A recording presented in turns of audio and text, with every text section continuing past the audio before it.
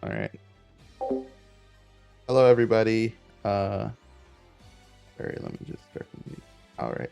Hello, everybody. Royal. Hi. Um, so we're going to be talking about Exosister today. To give a little bit of background about why I am playing this deck, or why am I doing a presentation on this deck. So, um, it's partially because of Sunny. Um, Sunny was gonna do a stream on Black Wings, and I was like, "Are you 100% sure that this deck is gonna get support?" And he's like, "The way that the set that was like Akiza, Yusei, and Crow, he's like, there's no way this deck is not gonna get support." Fast forward like a few months, deck didn't get support. So I was like, "Do you still want to do a stream? And if so, what deck would you want to do it on?" And he was like, "I'm gonna do Dark Lords." I was like, "All right, cool.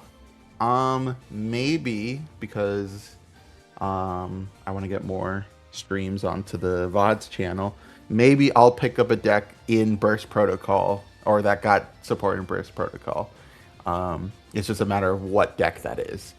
So I was not going to choose Dragon Link because Dragon Link is boring as shit.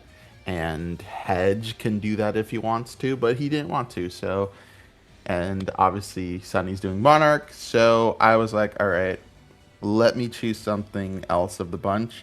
So I decided on Exosister. It's a deck that I'm sort of familiar with, and I'll reference it later, but also a person that I know plays the deck.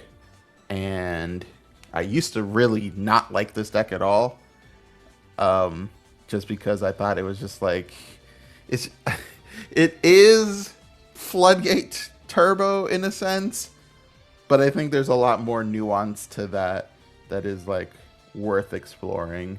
And I just like their designs. Like, I'm not gonna lie, like I'll show it later, but Sophia is the one all the way in the back. She's my favorite. She just looks cool with her little beret sort of deal. But sort of without further ado, Shiroun's gonna basically monitor any questions that I get. But let's get into it. So a background on Exosister. Exosister is an Xyz-based archetype. I would say it's pretty mid-range in how it works, but it centers around level 4 light spellcaster monsters and what were previously rank 4 light warrior monsters. The new support slightly changes that. But the deck's whole gimmick focuses on punishing the opponent for interacting or moving cards from the graveyard, whether it be to banishment or adding them back to hand or adding them back to deck. Um, and it does that by banishment effects and like very strict like floodgate effects. And on top of that, it also has like very generic tools that allow you to further assist with shutting down your opponent's plays. It was released in 2022 in the deck build pack called the Grand Creators, which has Punk and another archetype. I think it's for hire, but I'm not 100% sure. But definitely has Punk in it. I know that. Exosister saw some top 8 finishes at regionals in the following year, and its highest rating or highest finish was a top 8 finish at YCS Indianapolis that same year. This, with context, is the most prominent decks that event were, I believe, Tier and Rescue Ace, and a few like other like roguish decks. Um, its last top pre-support came back in 2024, and the deck had been stagnant since, omitting Genesis. And I am saying omitting Genesis because I personally don't play Genesis, but I know the deck is very good in that format. Pre and post support, definitely post support. Um, yeah. So this year, or last year if you're in OCG, The deck did get Martha in Power of the Elements, which had like Tyr and Mathmech and Shining Neo Swingman, among other things. Konami decided to further support the deck with two new but very good cards in Burst Protocol with a new continuous spell and a new rank 4 that I will detail in the following slides. And it also did get direct support, or indirect support, I should say, in the set previous to this one in Doom of Dimensions, very similar to Rescue Ace, because both Exosister and Rescue Ace got tactical tri-decks in the OCG, and I guess they decided to not only support them directly, but also support them indirectly. I know Rescue Ace got a Link 2 that I don't even know sees play, but nonetheless. And I think the three cards bring the deck much, much closer to the modern standard of competition. So first up, we'll go over this card. This is the indirect support that it got in Doom of Dimensions. So if you're not very familiar with Exosister as a deck, or Martha specifically, Martha is basically the deck's archetypal circular. It basically allows you to summon itself from the hand and a Exosister Ellis from the deck. That said, Martha is very xenophobic, meaning she works very much like, if we're thinking like Hero, for example, since we're in a Hero server, it works like Cross Crusader or Inferno Devicer. You cannot activate Martha's in-hand effect if you special summoned any non-Exosister monster during the turn. So typically what you would do, or what the engine was to supplement Exosisters, is the Spirit Engine, which we'll go over when we go over to like tech options. But basically all the Spirit monsters, or the important ones that the deck used, focus on normal summoning instead of special summoning themselves out, which allowed you to bypass the restriction that Martha has, because she's only shut down via the special summons of non-Exosister monsters. The thing with the previous engine, which was Sakitama and Aratama, is that they forced you to essentially summon Caspatel or Michaelis, depending on whatever your hand was, versus what this card is called, which is Ichiki Sorayori Hime. Basically, she by herself condenses the entire Spirit Engine, because on her normal summon, she can search any light or dark monster with 800 attack or 800 defense, which is a bit like particular, but Exosister, in terms of how it is how the Konami essentially fleshed it out in terms of like lore into gameplay, 8 is a very important number in the sort of inspiration for the deck, because Exosister's cards are based on the Archangels. So all of they have 800 as a stat line somewhere in their card, usually in terms of their defense. So basically, Sayori can search any Exosister name from your deck. So it basically means that you don't have to streamline your plays through Michaelis or through Caspatel.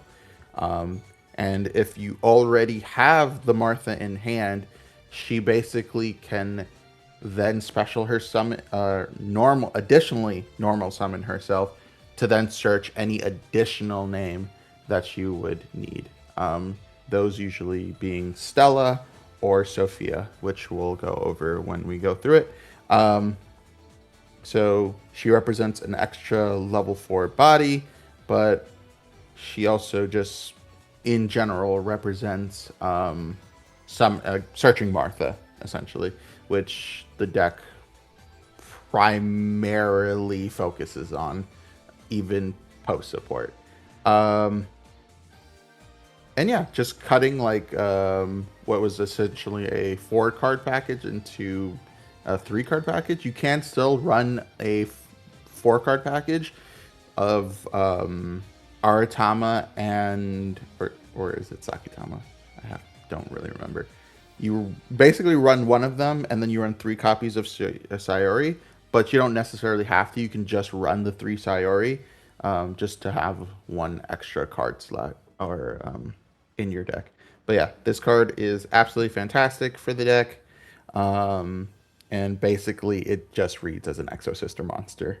But with that said, let us go over the actual cards that they did end up getting. Starting with the new Xyz monster. Exosister Caramel is a Dark Fairy Xyz. It requires specifically 2 level 4 Exosister monsters. Her effect reads that if this card is Xyz summoned, you can activate this effect. During the end phase of this turn, set 1 Exosister spell or trap from your deck, graveyard, or banishment. When your opponent activates a monster effect or a normal spell or trap effect, on quick effect, it allows you to attach all materials from this card, and if you do, the activated effect becomes add 1 card from your opponent's graveyard to the hand. And you can only use each effect once per turn. So, the first effect. The first effect allows you to essentially play a round roll. Because it works very similar to the Dracotail cards, where it's searching by setting rather than by adding by hand. But it also gives you additional grind game. Not that the deck has a lot of it in the first place, but essentially allows you recursion of cards that you might have used the turn before, or cards that you had to pitch for whatever reason. Usually like off of a betrayal play, which we'll go over in a second. And then the second effect essentially makes her the deck's version of Phantom of Yubel. Phantom of Yubel specifically if works on monster effects versus Exosister Caramel, which has a lot more coverage in comparison because it works on monster effects, but also works on normal spells and traps.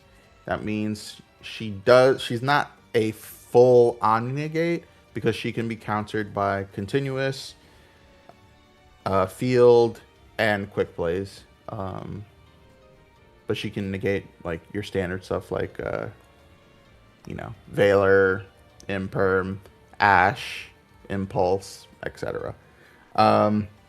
And her second effect essentially being that your opponent moves cards is very important because it changes the deck from being a very reactive deck to being a very proactive deck in how it functions. Just because if you're not aware, all of the Exosister names outside of Martha essentially read that your opponent has to be moving cards from the graveyard, meaning you have to essentially chain your effects to that, versus this where it's just like, oh, you're moving the cards for me, so I can proc my Exosister names at any time. Also, the deck allows you to counter one of Exosister's most awful hand traps to play into, which is Nibiru, because pre-support you would want to end on Magnifica, and Magnifica requires 2 rank 4 Exosister monsters to be summoned, and basically that is a death sentence, because if they get rid of Magnifica, you basically are ending on both of the traps at best, and then non-engine, and then just a giant nip token. And I'll show it later, and in both the deck list and in terms of replay. You kind of don't want to have a nib token on your field because it kind of shuts down everything that you want to do in terms of Exosister plays. But also, a nugget of information. Carmel specifically works really, really well with dimensional shifter or dimension shifter, because essentially when you detach the monsters for their effect, since they're not going to graveyard, if you activated and resolved shifter, the only thing that they can take from your graveyard to add back to your hand is the shifter. So it basically creates a loop of having shifter be live the entire time. So as long as you can essentially continue looping activations of Carmel, you can keep shifter live the entire time, which is pretty toxic, but pretty fun, at least for the person playing Exosister. Following that up is Exosister Betrayal. Exosister Betrayal is a continuous spell card. Basically reads, when this card is activated, you add 2 Exosister monsters from your deck to your hand and then discard 1 card. It doesn't matter what card it is. You can target 1 face-up monster that you control. Immediately after this effect resolves, normal summon 1 Exosister monster mentioned on that card. And then if a monster or monsters is sent to your opponent's graveyard, even during the damage step, you can banish one of them. It reads their choice. So you can only use each effect of Exosister Betrayal once per turn. So the way that this reads essentially in the TCG is not how the original card reads. So if you were to have pulled from Burst Protocol and gotten the card physically, it reads like this. But in the way that the card is translated on the Yu-Gi-Oh database and in its original printing in the OCG, basically the way that it reads is that the opponent is the one making the banishment of the card, versus it saying that you, as in like the Exosister player, you banish them. You're the one banishing it, but the opponent gets to choose what it is that you're banishing. So the way that it would, if it read and operated this way, this card would be useless because it wouldn't proc any of your Exosister names besides Martha. But thankfully, it was in the database. It reads as it was intended in the OCG, meaning that your opponent is the one doing the banishing, and it is their choice of what it is being banished, meaning it does proc your Exosister names. The closest representation this card has is Wishes of Eyes of Blue, but comparatively to Wishes of Eyes of Blue, this card is way more insane. I think this is by far the more custom of the 2 cards, because every effect on this card is relevant. It's a starter, it's an extender, and it can also be a disruption, using think like malicious, for example. Like say we did Ferris, send malicious, we can automatically just chain the betrayal to the malicious being sent to the graveyard, banish it, so they lose extension, but now you get to proc all your Exosister effects all at once. Also, it means that you're also not as heavily reliant on packs, which is the quick play spell that can search any Exosister name, whether it be monster, spell, or trap. It gives you another playthrough draw to basically combo off and get to your full board. But the most powerful way that you use it is using the effects of Pax and Vadis to swarm the bodies with fields once you do resolve the banishment effect of Betrayal, because then you're at minimum proccing 2 effects, if not 3 effects, because Pax allows you to special summon the searched name as long as you have the pair in the graveyard or on the field, which I'll show in replays if possible.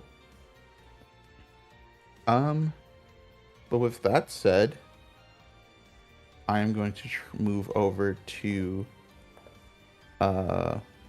my Edo Pro. But do you have any questions at all before I go into that?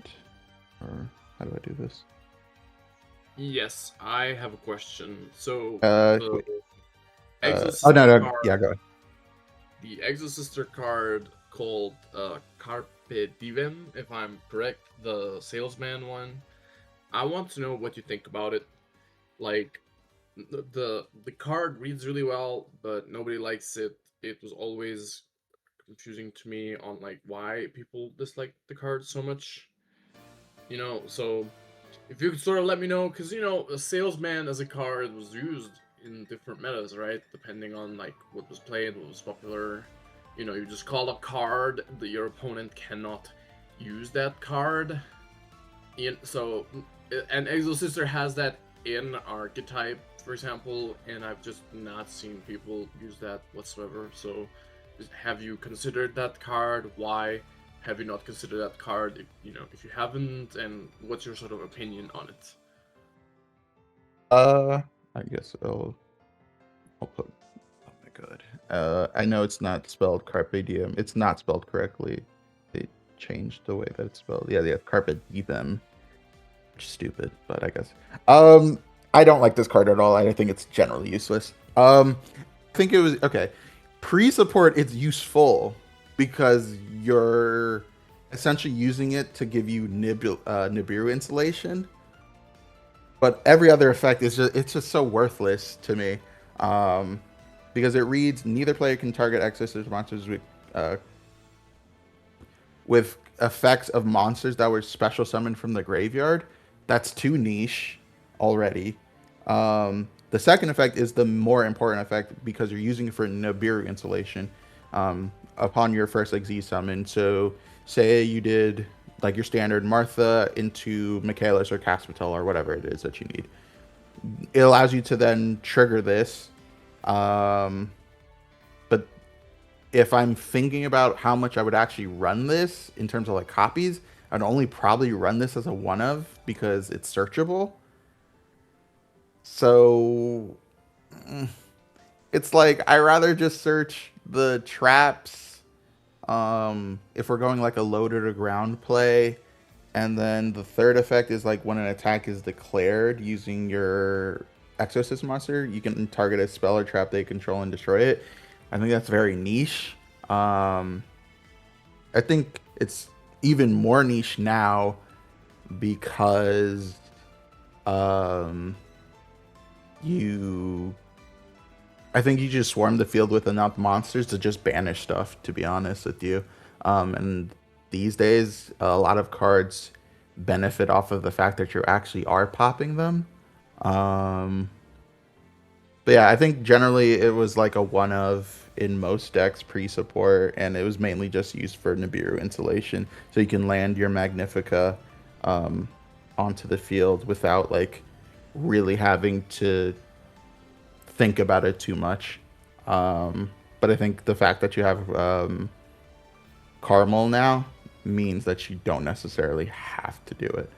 Um, I hope that answers your question.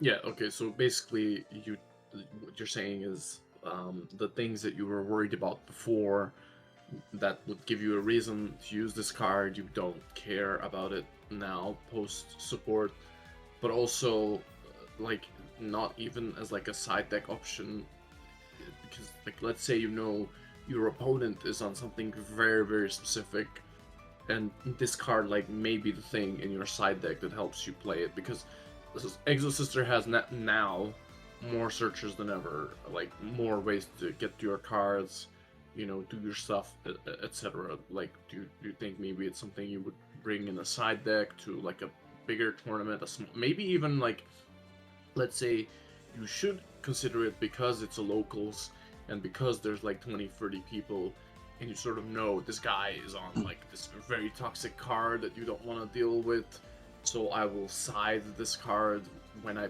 play against him. Like, do you see any value in that kind of reasoning, or is it just you think it's like not important, or you wouldn't do it personally?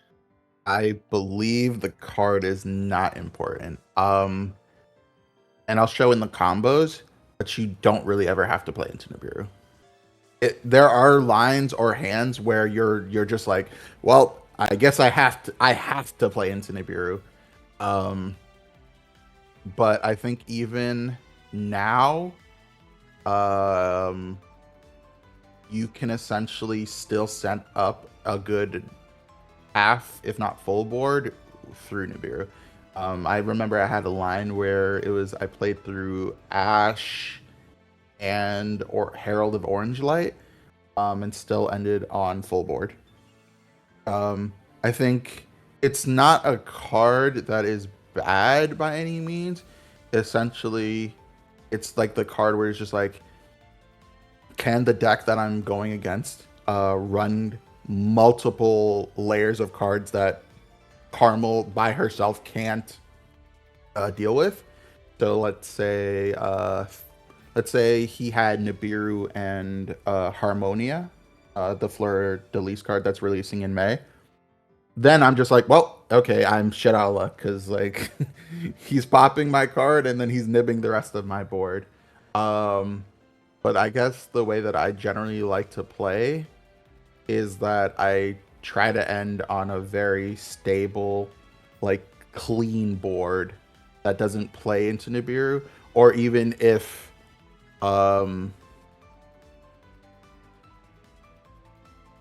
it basically has I basically don't try to stretch the amount of interruptions that the deck has on the board before I pass my turn, because the standard board that I go for is basically as close to an FTK as possible. Yeah, like there's definitely and the fact that you can run a lot of non-engine also helps a lot. So you don't have you don't ever feel like you're forced to. So it's like a cherry on top, and you feel like you'd rather have just a compact deck without having to, use that card. Okay, yeah, sure. Yeah. I will go over the other Exosister spell that's used, because I think it's actually very relevant. But I do have a separate deck list for that. But this is my current Exosister deck list. And we shall go over it now. If you have any questions, do feel free to let me know. Wait. Okay. You can still see my screen, right? Yes, no, maybe so. Yes, it works fine on my end. All right, cool. So we'll go over the engine cards first and the ratios, and if you do have any questions, I can actually see now. But yeah, starting off, we have Exosister Martha. Exosister Martha, again, is the circular of the deck, and it is your most important card. I think the most important thing that I do want to iterate with Martha specifically is that she does not need to resolve for you to play the game. It is just more beneficial if she does resolve. Just because your 1-card combos and your 2-card combos are so strong, or they're just not as reliant on her resolving, because you can still swarm the field with enough bodies to continue playing. But absolutely just insane card. It does suck that she is she the only circular who can be ashed? No, because Rogue Doll could be ashed too, right? Yeah. Yeah. Minimum, she's one of the few circulars who could be ashed. So, and ash is like a very popular hand trap, so it does suck. But if she resolves, she's a very good card. So you have to run 3 of her. And in tandem, you do have to run 3 of Exosister Ellis. Because Martha does not summon any Exosister name alongside her. She specifically summons Ellis. So you have to run 3 of Ellis. But Ellis is not a bad card at all, and she is the second best name in the deck. Because if you have any Exosister name on the field, doesn't matter what it is, she can special summon herself from hand, which is great for extension. Following that up is I run 2 of Stella. Stella essentially allows you on field effect to special summon any Exosister name from your hand. Doesn't matter what it is, it just allows you to special summon it. And she specifically pairs with Ellis. Martha pairs with Ellis. Ellis does not pair with Martha, though. So which will come up when we talk about Betrayal or Bat Matter. Then comes Exosister Sophia, which I run as a 2 of. Exosister Sophia, basically, if you control any Exosister monster, she is basically just a draw 1. And you also can, if she has Irene on the field, you can gain 800 life points. Usually doesn't come up. The draw effect usually comes up though in the way that I play, because in the combos, I'll summon I'll do a Martha, search Stella if possible, and then search Sophia after that. So then Stella would summon Sophia, get the draw, so you can draw more of your non-engine. And then you then would convert the Stella and the Sophia into either the Michaelis, which is typically what you are going to be summoning alongside Carmel, or you summon the Carmel herself. It just depends on your hand and on the line. And then the final Exosister name is Exosister Irene. Exosister Irene is the worst name. She does have a draw effect, but it needs you to take an Exosister monster that you have in hand and then put it at the bottom of the deck, versus Sophia, which is non-conditional. She just needs another Exosister name on the field, versus this one, you need to specifically have an Exosister name and Exosister card in hand. So it's not really even there's no real card advantage you're getting. It's just like a replacement, essentially. Why are you running, or why are you playing 2 Sophia? So the reason that I am playing 2 Sophia is because I want to pair the second Sophia with the Irene. Generally, I don't want to draw this card. This is like the brick of the deck. It's the worst name. It's just awful to draw this card. I usually want to summon this off of the effect of Otis, so that I can conserve my Martha and Ellis copies. I think generally you want to have at least 9 Exosister names. I stretched mine to 11, and I think... Wait, is that 11? Yes, that's 11. Yes, I think you want to run minimum 9. I stretch mine to 11. And specifically, I stretch mine to 11 just so that I don't have to use more Stella copies or more Ellis or / Martha copies. I accept the fact that she is the worst name, and it's ideally, I don't want to say ideally, but it's a brick, essentially.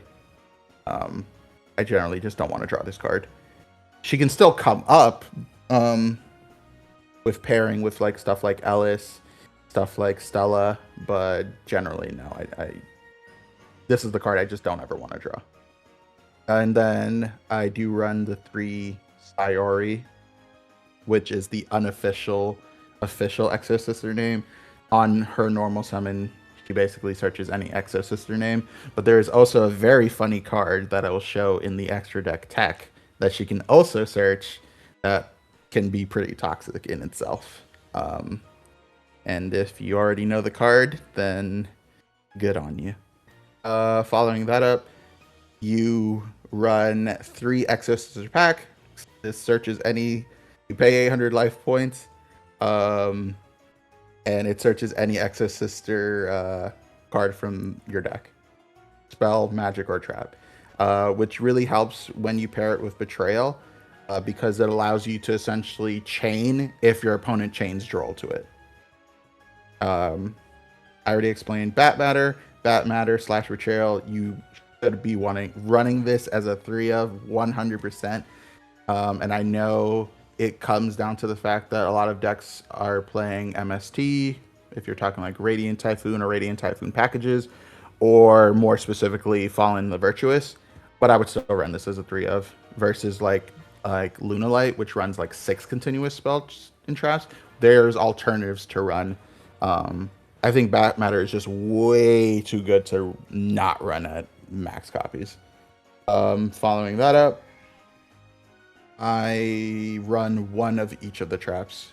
Vadis is pay 800 life points, and it special summons 2 names from the deck, and they're returned back to the deck at the end phase. And you can't special summon Exosister monsters. And then Returnia is if all monsters you control are Exosister monsters, you pay 800 life points, and it targets a card your opponent controls, and then you can banish it. And then it has 2 effects depending on what you did that turn. Regularly, it's you just quick Exeasing into something, which allows you to dodge targeted effects on any of your other monsters. But if you resolve Vadis first, Exease summon on your opponent's turn, and then use Returnia, it gives you an additional banish. You don't always go for the quick Exease. You do sometimes go for the additional banish, but it just depends on the game state. And then in terms of like the supplemental cards, you can basically run a lot of non-engine, and you don't necessarily need to run the specific ones that I do. But the 2 that I will go over are the Dimension Shifter. If you've ever played against Exosister in any format, they typically run this card at max copies because the deck doesn't really care too much about the graveyard. You're not really summoning anything specific from the graveyard. You don't have to foolish anything. Everything is mainly from hand and deck. So, again, when paired with Caramel, you can essentially loop Dimension Shifter, not infinitely, because the deck doesn't have that much grind game, but all you really need is 3. You probably only need 2 rotations of Dimension Shifter to win the game, because the deck actually has really good OTK potential with specific hands. And then the second card that really, I don't want to say is divisive, but is Dominus Purge.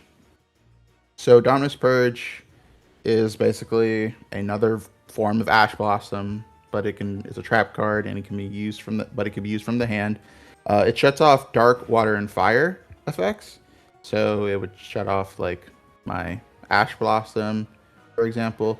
But the card that it more specifically shuts down in the deck is the Caramel, because it's a dark. It's basically a card that is very divisive because a lot of people do value having the Caramel for the grind game, and they view Dominus Purge as a bit detrimental. Like, it's not worth the cost that you're paying just for the extra negate or the extra searcher stop. But to be honest, I don't know. I don't think I've lost any games that really mattered where I needed to have the Caramel effect still live.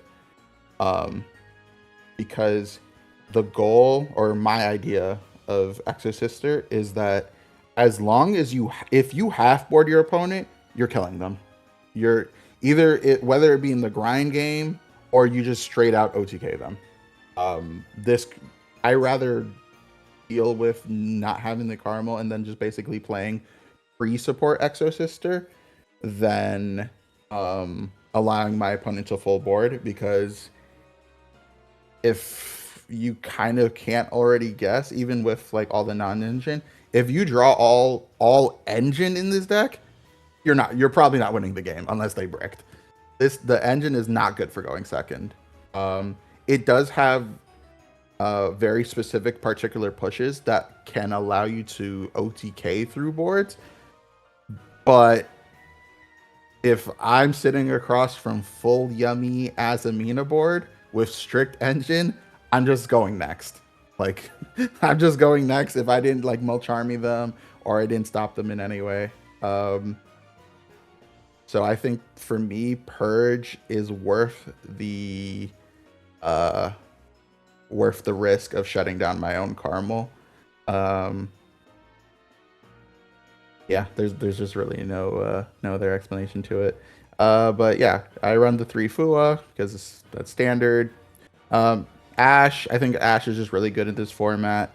You kind of just don't like it. Boosts your going first win rate a ton, but I think there are decks that you kind of want to. You're not going to stop anybody with Ash, but you're going to limit them specifically depending on what they're trying to do. I really like Bell in this deck as well. Bell has come up a lot for me. I last night was facing Mitsurugi Yummy, and I board braked them by using my Exciton Knight. They had to answer the Exciton Knight because I paired it with Droplet. Hit a monster, made Zeus, field wiped, and then I had the Bell to pair with their following play. And for me, Bell just works. It works into Draco Tail and some other matchups, but I'll go over those specifically. And then with some of my siding patterns, see you later, Rossi.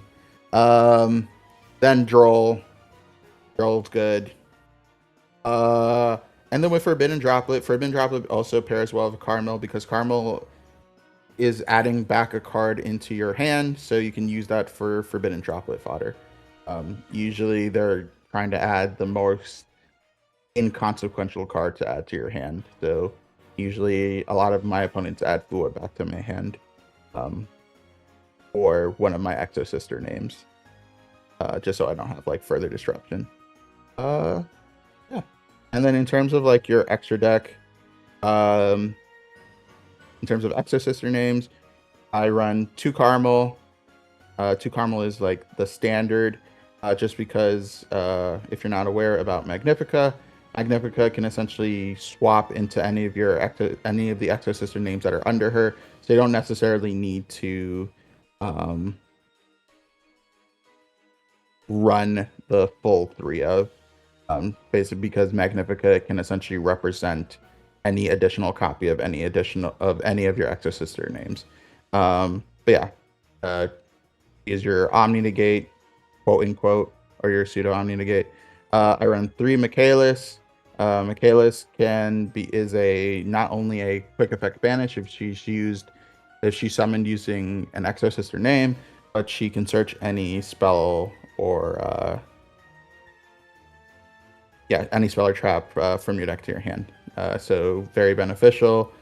Caspitel, I run as a 2 of. Caspitel, when she is summoned, she can't be destroyed by any monster special summon from the graveyard. She also, on her special summon, if using an Exosystem monster as material, basically says that neither player can special summon from the graveyard for the rest of the turn.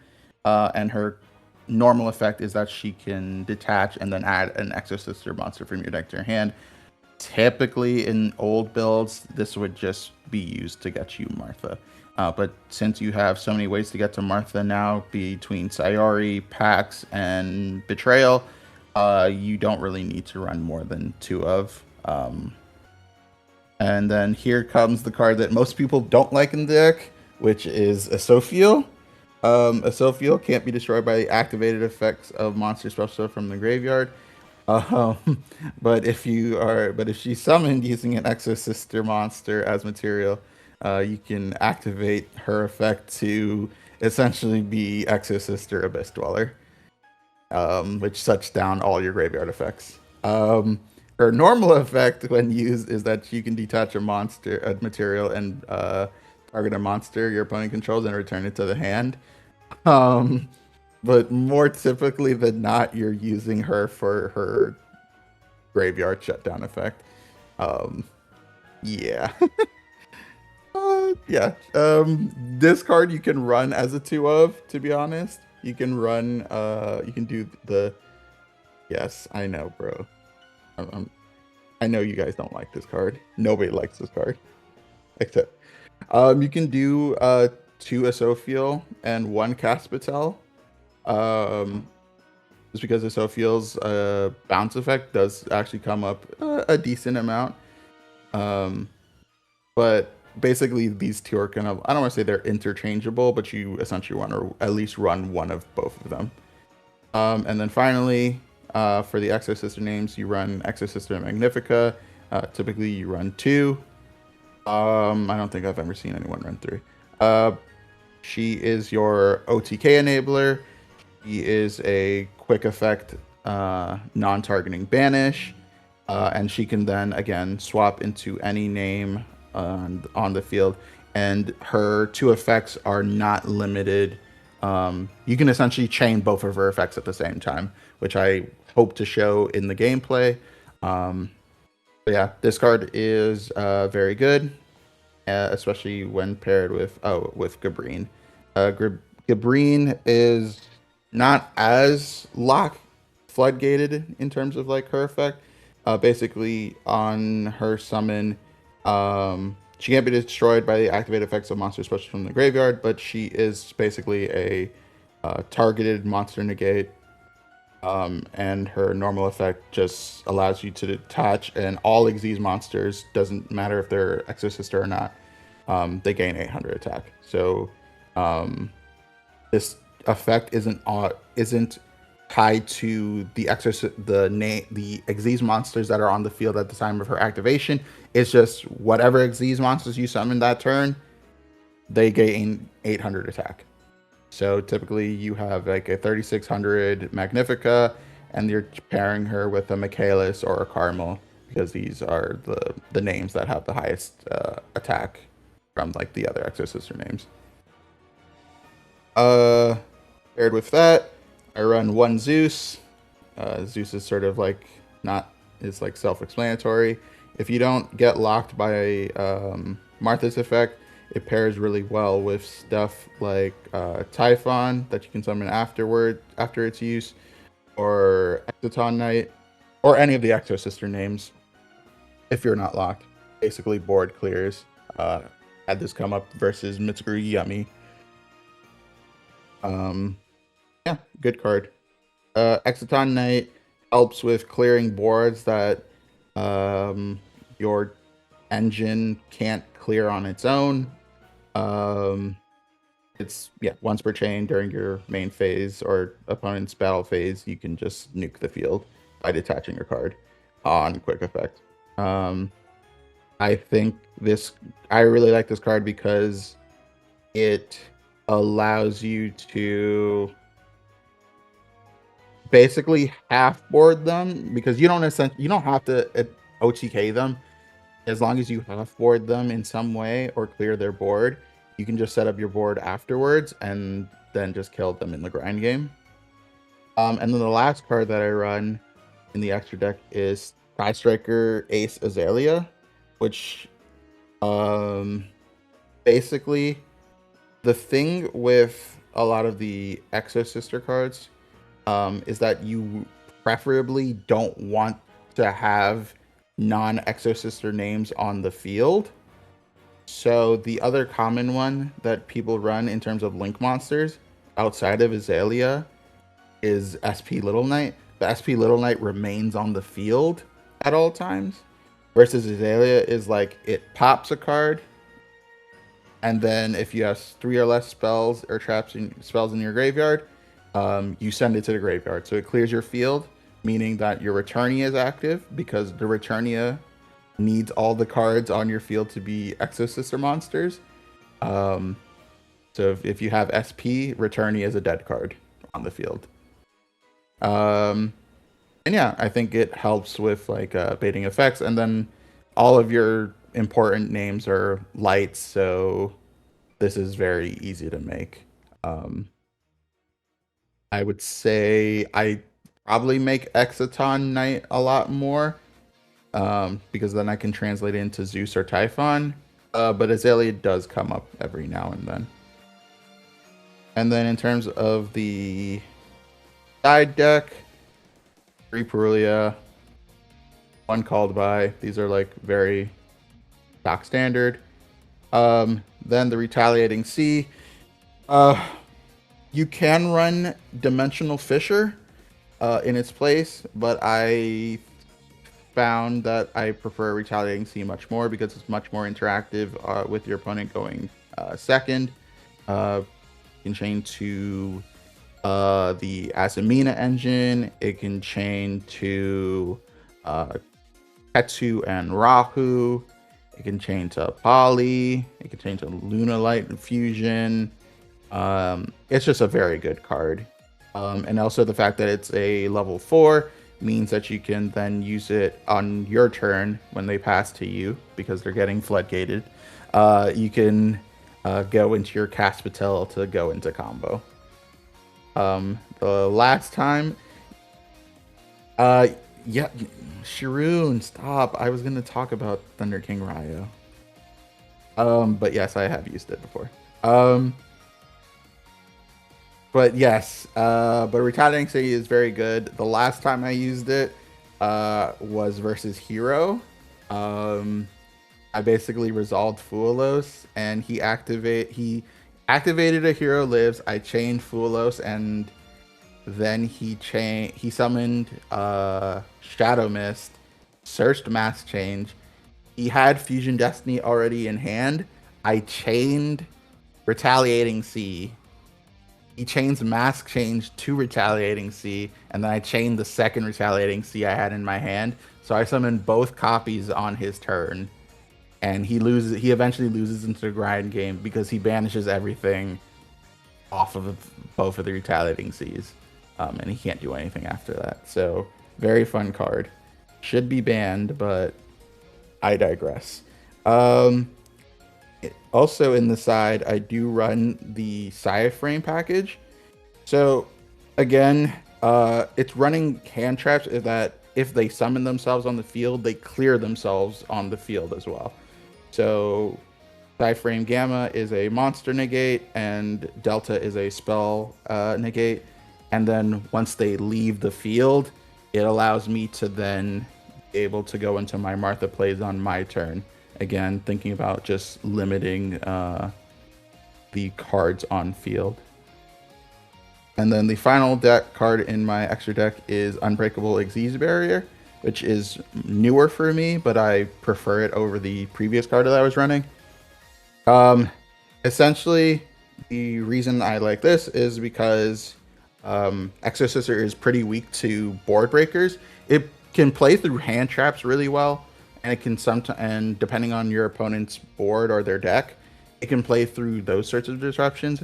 But stuff like Super Poly, which this card doesn't negate Super Poly, but still. But Droplet, Book of Eclipse, the Moon, even Dark Ruler no more. Carmel doesn't answer those cards because they either go around the fact that she's a monster, or they go around the fact that she only negates normal spells and traps. She doesn't cover any quick effect cards, which Droplet and Book of Eclipse are. So you typically need to pair Carmel with something.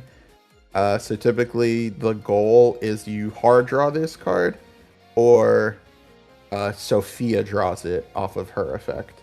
So that's why when I'm siding in terms of my patterns, I usually just drop the Charmies if I'm going first, and then I just throw the Xyz Barriers in. But yeah, it's like a pretty basic side. Does anyone have any questions before I go into the tech options? There's not that many, but they're pretty important for the deck. Yes, yeah, I would. Yeah, I think the deck is pretty clear in terms of like how you construct it. But I think there's a lot of hidden depth to it that I hope to show in my replays. Tech options. All right. So in terms of your tech options, we'll go from just like standard left to right. Sphere mode, you can run sphere mode in the side because the deck is not reliant on normal summons, and technically it allows you to clear cards on your opponent's field without interfering with Martha's special summon effect. I don't personally run this at all, but it is an option. Thunder King Ryo, which is a Jaden Yuki card. Shout out to the original Floodgater. Thunder King Ryo is basically Droll on legs.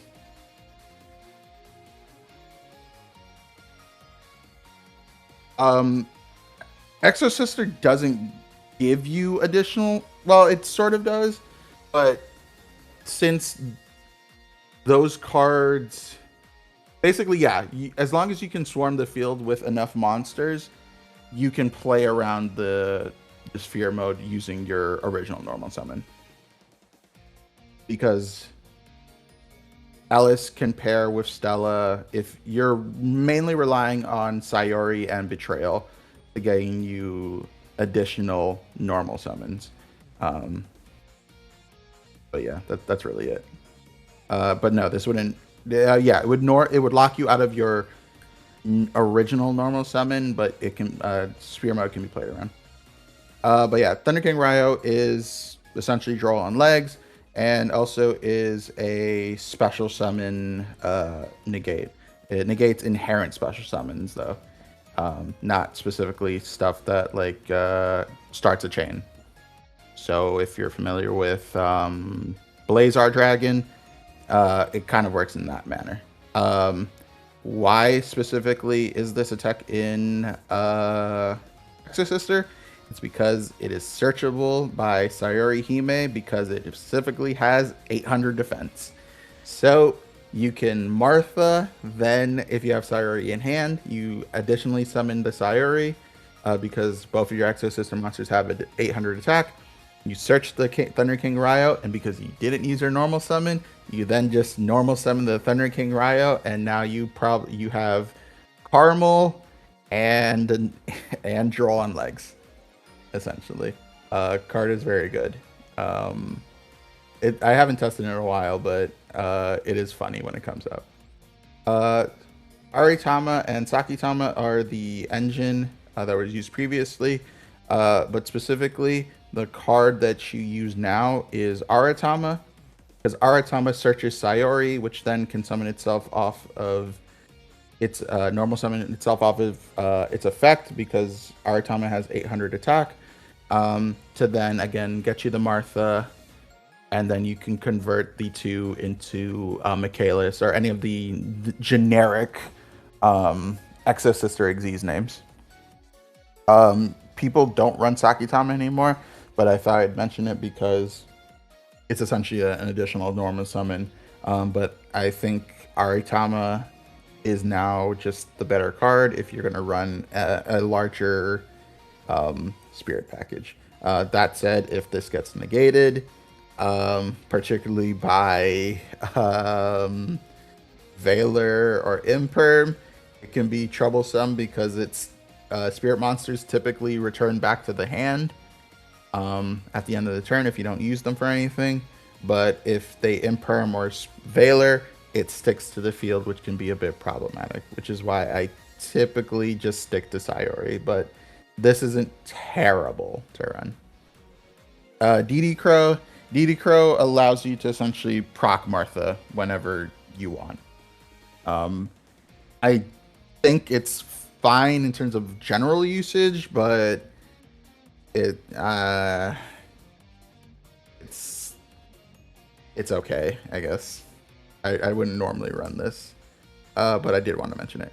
7 Tachyon is just additional consistency for the deck. I don't necessarily believe you need to run it. I think it starts getting into, I think if you've ever listened to Blake talk about how he just wants like hyper consistency when it comes to his hero deck, I think this is basically just the same thing. It's just like, I want as hyper consistent in terms of quality hands as I can get possible. But the thing with Tachyon is that, one, it does go neg because it requires you to shuffle a card back into the deck, especially if it's negated. It sucks. But also it plays harder into Droll, which you again can play around, but typically I rather just have packs in hand to play around Droll or Caramel to insulate me from Droll. And I don't think this is it. Pot of Prosperity, same thing. It's just more extra consistency for the deck. And then we have Exosister Armament. So Exosister Armament is a quick play spell card. Essentially, you pay 800 life points and you target an Exosister monster you control. Then you can special summon one Exosister Xyz name from the extra deck that's different than, that has a different name than the cards you control by using that card as material. The rest of the text doesn't really matter. It basically only activates on your opponent's turn unless they have a special summon monster from the graveyard. But essentially what you're doing is that you can search this so that if you know that if you're in a specific matchup, you can just special summon the Sophiel or the Caspatel, depending on whatever it is that you need, without necessarily relying on Vadis, because Vadis can be ashed or impulsed. It can be much more easily interacted with versus Armament, which you need to negate via like an impulse or a standard Omni negate. But I think this card is definitely worth at least a side option. Though I know some people in the Exosister Discord do actually main it. I think they main it as a one of to search. I think this card is absolutely like underrated, fantastic tech. I just, the way that I play the deck, I just try to go for consistent lines and consistent disruption versus having just this one as a like a one of card. Defiling the Virtuous, very similarly to like the Dark Lord stuff. The deck has enough flex options in some of your extra deck that you can just make space to run the Falling the Virtuous. So you would run the Ecclesia and the Albion. It helps board break because Falling the Virtuous pops a card, and then the Ecclesia can use the fusion that you send, typically the Albion, to then board break itself as well. So it's a really good card. Forbidden Crown, basically this is when you do want to go for lines that end on specifically Magnifica and Carmel, which is like the quote-unquote God board. The God board, as I will quote it, essentially has you ending on Magnifica, Carmel, and then both of the traps. And then if you have additional non-engine and stuff like that, you could probably end on both of the traps, Betrayal, and or Pax, depending on your lines. Yeah, Forbidden Crown is cool. It helps with OTKing as well because of Magnifica's effect. I've seen people play this and top regionals with it, so I'm not against it. But yeah, it's a good card. Dimensional. Since we already talked about Carpe Diem because of Sunny, Dimensional Fisher basically is another floodgate. You basically use it for going first, and is it's equally as hard to deal with, because it relies on your opponent having back row removal. And the most common back row removals, if they're not in archetype, are typically Following the Virtuous and then a lot of your side deck cards. But you can insulate this from those back row removal cards generally. The only one that you can't insulate it from is MST or Fallen. Oh, you can insulate it. It self insulates from Fallen the Virtuous because Fallen the Virtuous needs to send the card to graveyard to activate. If you can't send the card to the graveyard, then you can't activate to get rid of Dimensional Fisher. Following that up, evenly matched. Just another board breaker. I don't really have to explain this card. Judgment, same thing. It's a negate. I don't really have to specifically talk about this card either. Dragon's Mind. So Dragon's Mind is another Omni negate. But I think what separates this from the Solemn is that one, it's a 3-of. You can run this as a 3-of, so that's fine. But two, we can easily set this up if we draw it because Michaelis is a 2500 attack monster, and it recurs itself if you're willing to pay the life points. Like, I know Omni, who's in the audience, was playing. I don't know if he's still testing it, but he was playing Dragon's Mind in Hero because you can effectively use it with DPE, Sunrise, Shining, Infernal Rage, etc., etc. The thing that I really liked about Dragon's Mind is, especially with this deck versus like Hero, not that it's bad in Hero, but if you want to recur it back, you have to pay 2,500 life points to set it back onto the field. Hero, if say they're doing combo, if you go like a Hero Lives starting line, you can only get one use out of it, versus like Exosister, you can get a little bit more of a grind game. But the reason that I don't run it now is because the opposite thing is that for Hero, you can set this up incredibly easily, versus Exosister, Michaelis has to stay on the field. And typically you want to use Michaelis or Returnia's effect to Xyz summon into Magnifica, because then you can use Magnifica's swap effect to summon Michaelis, and when Michaelis is summoned, she becomes another banish on your opponent's turn. So you at least have 3 banishes. So it makes sequencing Dragon's Mind awkward. So Unbreakable Xyz Bearer has been my preferred, because it just needs you to have an Xyz monster on the field. That's it. And then finally, in terms of the main deck cards, is the new Dominus Spark. The way that I'm more structuring this stream is to be for now rather than for the future. But Dominus Spark is coming in Blazing Dominion. Essentially, it is, if you've never read it, during the turn in which your opponent has activated a monster effect in the hand or graveyard, it essentially is banishment spot removal. And it locks you out of effects of cards that are not dark or light. All of your Exosister names are essentially dark or light. So unlike Purge, Spark would not shut down your Carmel. But it then shuts down every single other hand trap that you have in your deck, basically. And I wouldn't say that...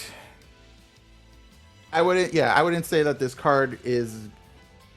It's situational, I guess, is the way that I want to frame this. just because I feel like it's very similar in like how you kind of like um, sequence your use of purge.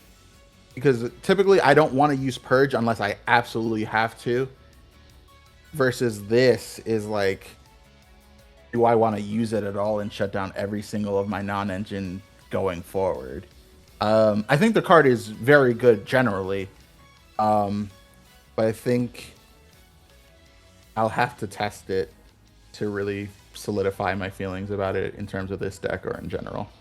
And then I only have 3 extra deck cards as side deck techs. SP, generic banish. There's really nothing more to say than that. The reason I prefer Azalea again is that Azalea removes herself on the field, so it doesn't interfere with Returnia or Martha specifically. SP stays on the field, so yeah.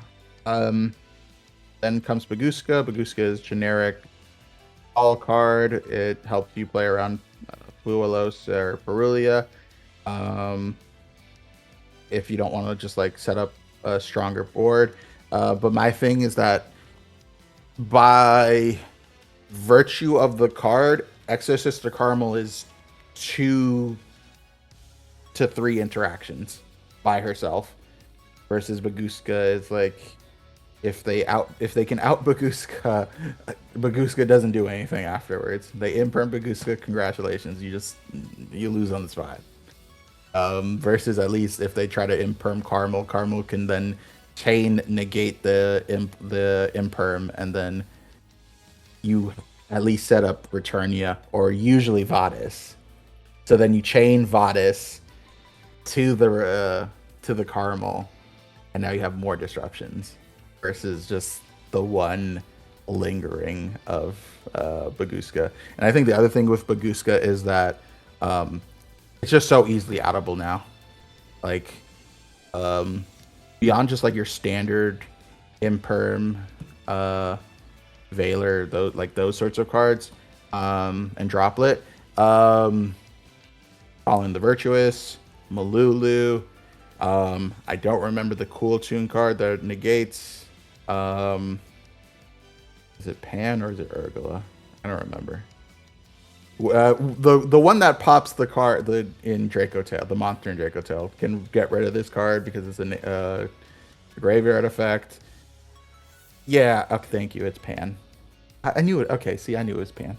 But yeah, there's so many ways to interact with Baguska now that it's like you're usually summoning Baguska in a desperate turn. Yes, I know Cool Tune can do it. But yeah, Baguska is just too easily outable now, and you kind of just need more than that. So Caramel, for me, it's just easier to summon Caramel and call it a day, because Caramel, again, represents more than one interruption on her own. And then Eclipse Twins is the last one. Eclipse Twins needs you primarily to pair with Zeus, because if you send Twins of the Eclipse, it reborns a monster from your graveyard. So typically you can summon Carmel or Michaelis or Caspitel, just whatever the card it is that you need from the graveyard, and then you can have Twins of the Eclipse underneath it as a material for whatever it is that you need for that time. I actually never tested this tech, but it makes sense in theory, so I thought it was worth mentioning. I just think usually a lot of the way that my decks play, or that my duels play, I usually don't go too often into like Zeus, Exciton, Typhon, because I usually just can't trap my opponent to death, or I shifted them and they just can't play anyway. But yeah, does anyone have any questions before I go into combos, which there isn't a lot of, but they're not going to be as fun as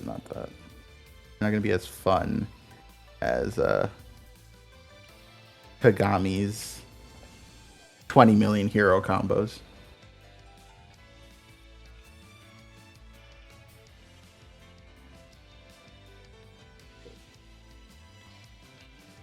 Yes, I appreciate that he worked hard for that stream. It's just I understand that my deck only has like 3 important combos to really know, and that's it. All right, so first combo up is Martha plus any random discard. Um, if you have any questions, just feel free to let me know. But I think a lot of these combos are pretty basic to understand.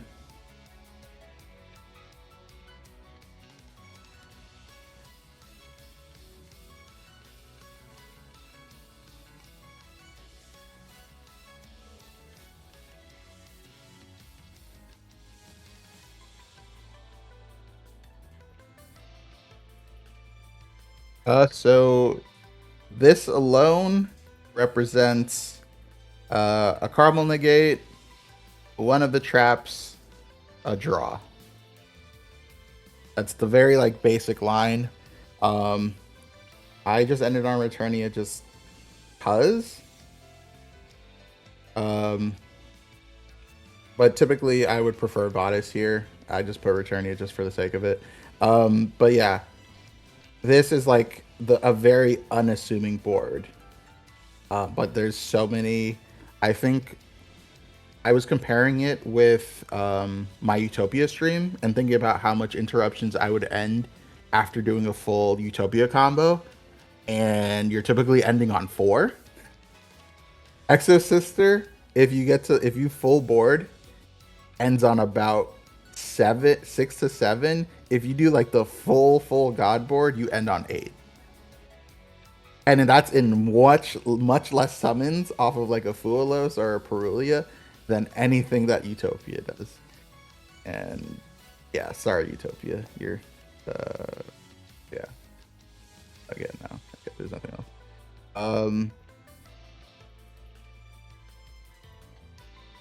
So this is showing like its Sayori's general utilization. Yes, Utopia died, so Exosister could live, but yeah, this combo just shows Sayori's applications in the deck. I will say now that even if this was not an Exorcist monster, if I had 2 Sayoris is still combo. Because Sayori can summon herself off of another Sayori effect, or being on the field.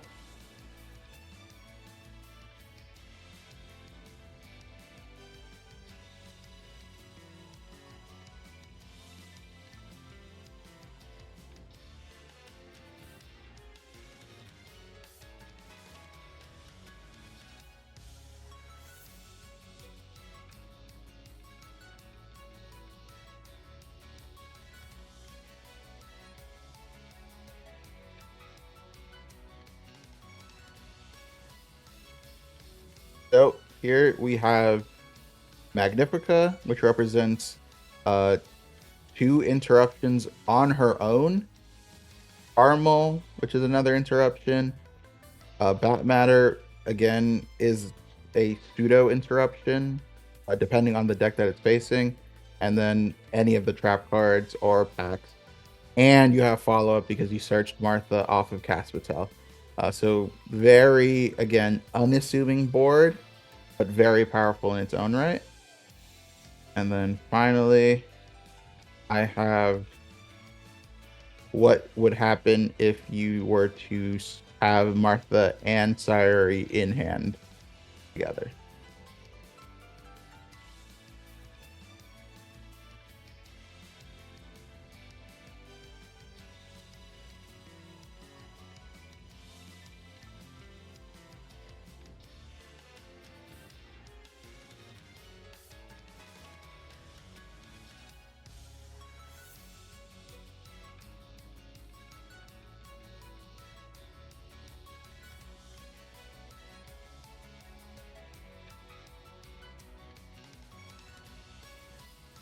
So again, like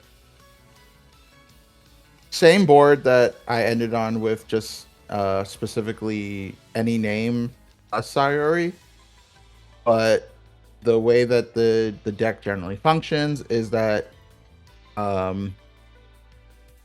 Axe allows you to get the second trap in rotation if necessary, that you don't necessarily need to resolve Martha or Betrayal.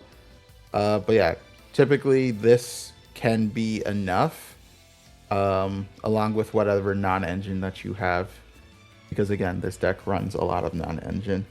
But yeah, in terms of actual deck application, so minus all the replays from the server tourney, I have a lot of replays of Exosister because I've been playing the deck for so long. I think I chose a few that I was gonna highlight,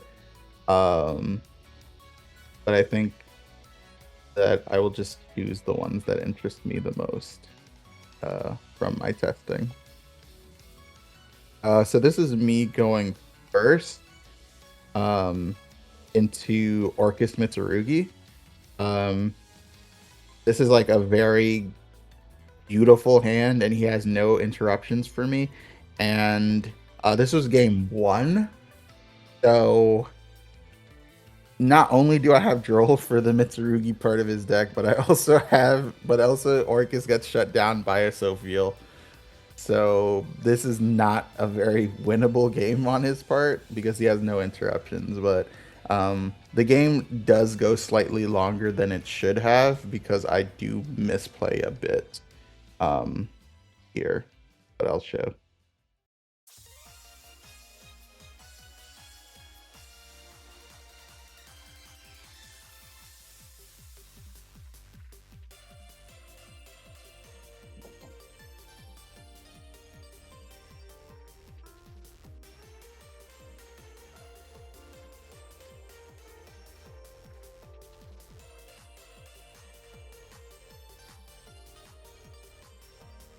So this is my standard end board. I end on Michaelis, Caramel. Typically, I hope I have Betrayal on field, and then I have both of the traps. So this represents, again, without accounting for hand traps, this is 1, 2, 1, 2, 3, 4, because it summons Xyz monsters because you're pairing it with Caramel. Returnia would give you 5, 6. Yeah, this is 7 interruptions for his board, discounting for any hand traps that I had on in hand, which this is already insane as it is. But I do slightly misplay, but I do turn it around later on in the duel.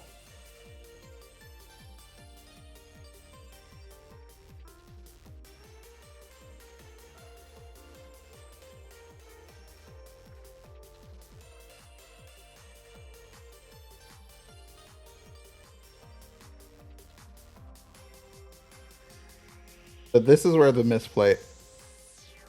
So this is where the misplay happens. He summons a token to my field, which shuts off my Returnia. I did not remember that Returnia needs all my monsters to be Exosister monsters. So this is a dead card now. So basically, I'm relying on Droll, Ash, and a Sophiel Floodgate plus Gabri Negate, and I still have the Caramel Negate.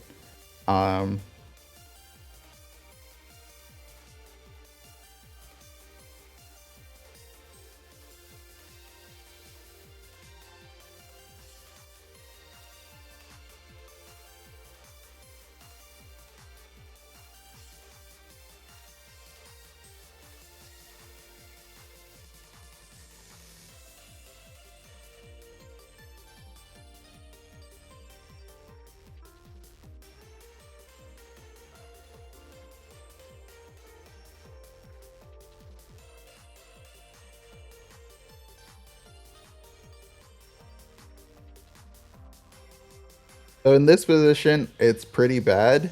I I no longer Gabreen's no longer a negate anymore, and I'm into King Sark, which helps protect these two cards because it gives them recursion, and it stops me from really uh, going through their board. Plus, they have SP, and the only thing I have now is additional follow up, Sayori, and then Returnia. But I still OTK him despite this, and that is shown.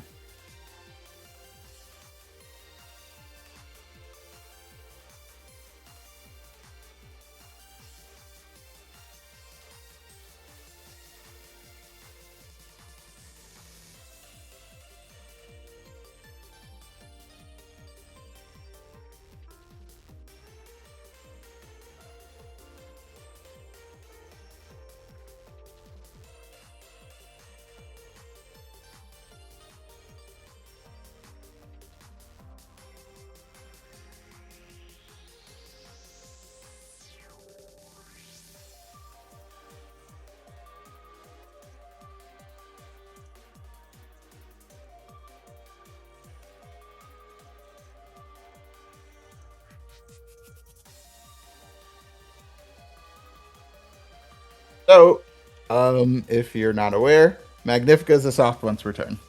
So I used Returnia to summon my first copy, swap into Caramel for insulation on anything he might have in the hand, and then I summon my second copy to banish more cards from his field, which allows me to OTK him.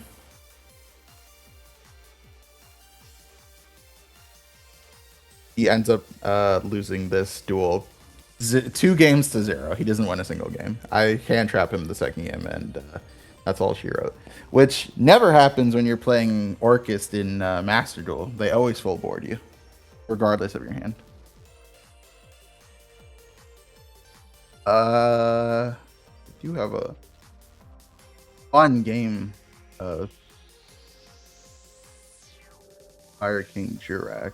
Is it you? It's you.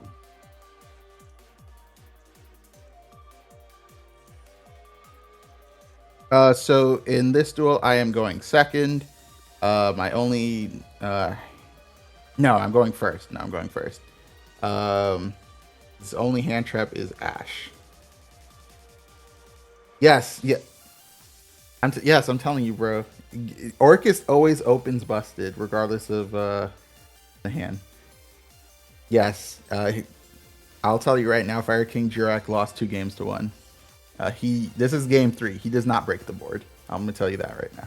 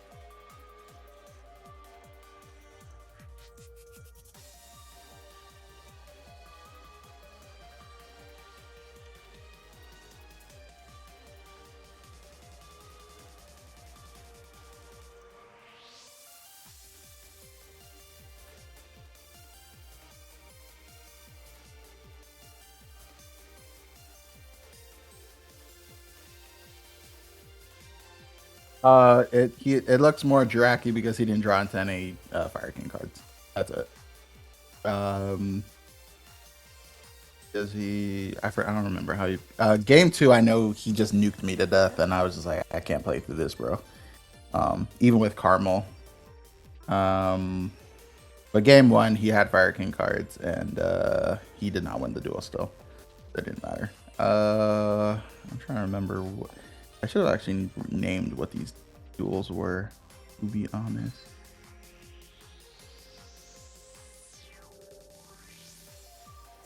Oh, Oh, this is Yummy Radiant, and I remember this duel too. He gets every single sister out on the field. I go first again.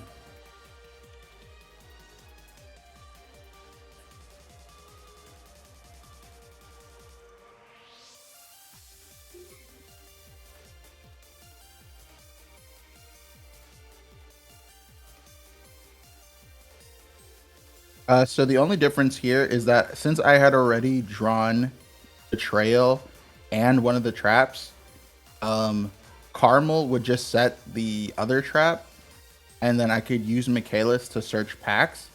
And as I stated before, packs pairs well as long as you're setting up your graveyard. So essentially all I need to do with packs once I start going through my plays is that I just need to search Ellis, because since Stella's in the graveyard and Ellis pairs with Stella, Ellis can summon herself onto the field. So if I was going second, this helps me like OTK essentially.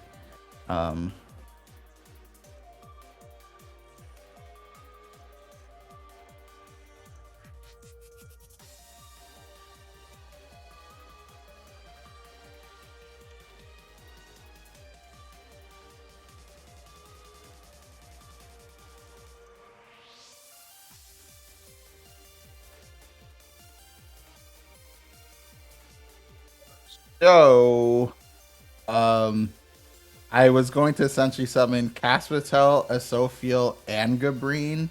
So I would have shut down every single graveyard thing that he could do specifically, and I'll go over it with some slides that I did on matchups. With the Yummy matchup specifically, Asophiel actually sucks into that one. You actually go Caspitel, because it means that the field spell can't summon anything. It means that you can't bounce any of the synchros. So Snatchy is basically a dead card. If they try to just like link off and yes, it's Xyz Necro Valley. Yes, I was gonna do Xyz Necro Valley. But yeah, but essentially since their synchros are stuck there, they can't chain them to anything. And even then, with Yummy specifically, since with the ban list there's only one Snatchy, you just banish the one Snatchy and they lose game anyway, so it doesn't really matter. So yeah, but this kind of just shows that like packs can represent an extra disruption. No, we're not freeing Snatchy. You already know this.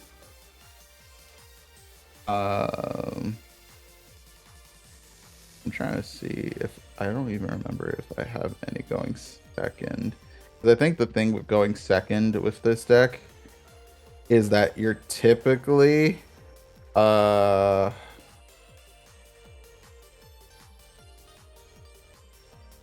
you typically just aim to hand trap them to death.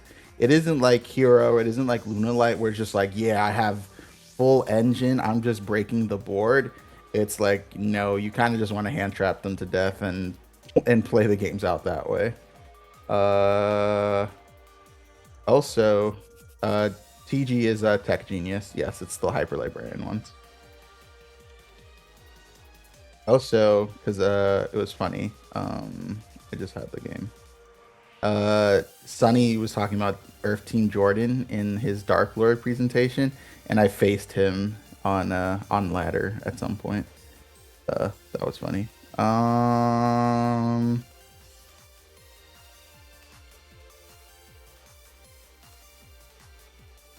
Yeah, to be honest, like the deck isn't very fun to watch. Yeah, it's just not very fun to watch going second, because it just really does rely on just you hand trapping them to death.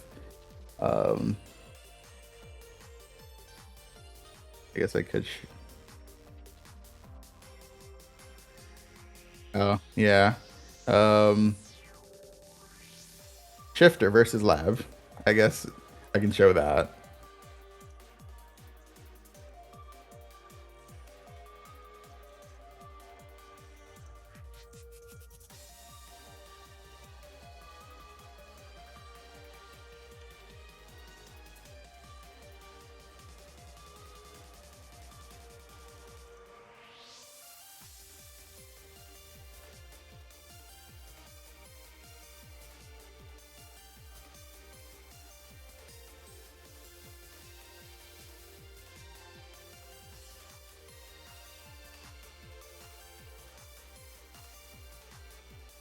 But okay, but I at least this game can show you that I can just loop shifter because it was the only card in my graveyard. Okay, it's at least worthwhile.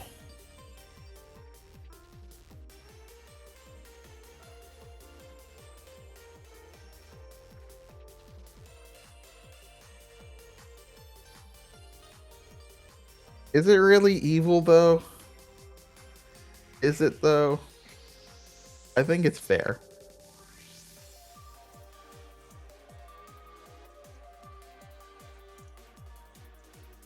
You think it's fair?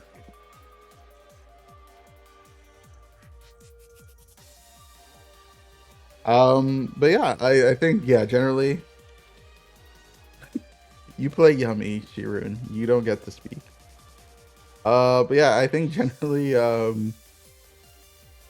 think what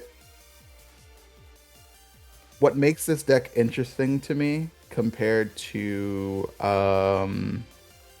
oh my gosh, I forgot I had that replay saved. Oh my god. Why did I name it this? Fucking 10-5, bro.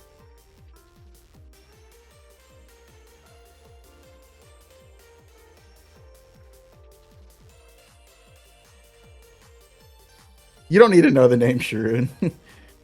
We'll just omit it from the video.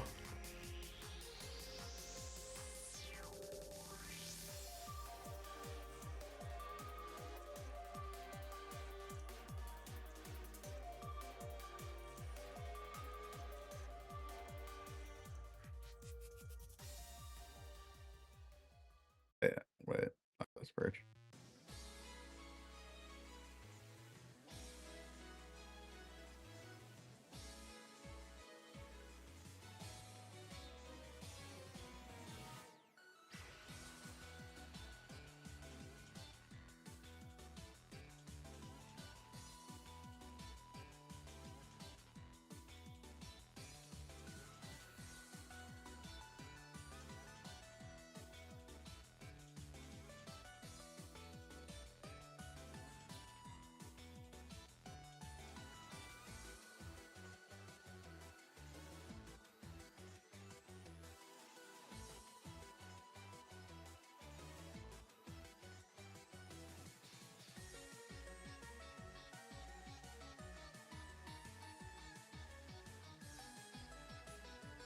Why am I embarrassed about the names?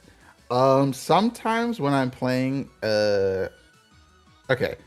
So I will say I've been playing this deck for 2 months, and obviously I'm doing content and I have a full-time job and I have a relationship that I have to deal with. So sometimes I'm playing Edo Pro at the late hours of night.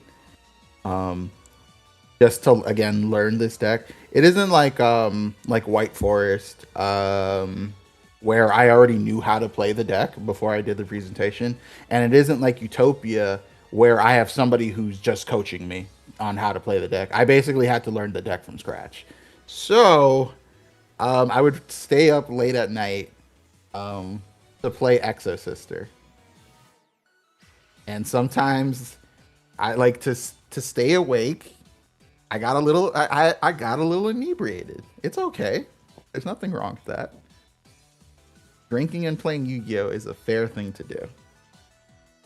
And sometimes I had some very unhinged names for I had some very unhinged names for some of my replays. Yes, it was dedication. Sort of. I did play genuinely a lot of Exosister. Um, even sometimes at the cost of not playing MD for content. There's the name. Uh,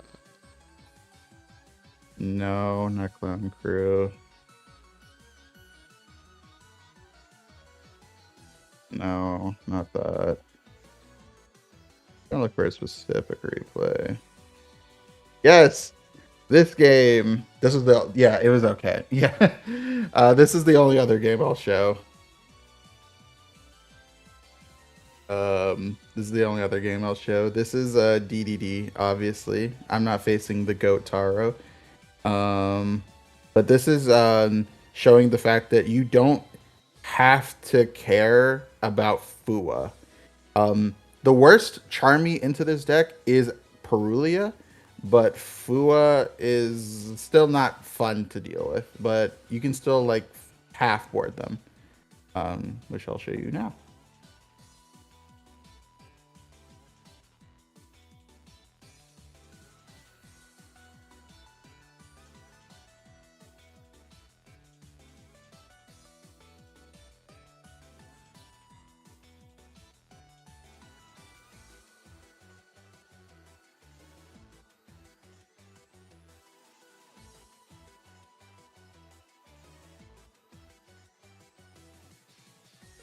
So Impulse can negate Returnia because Returnia does have an effect where you can Exi summon.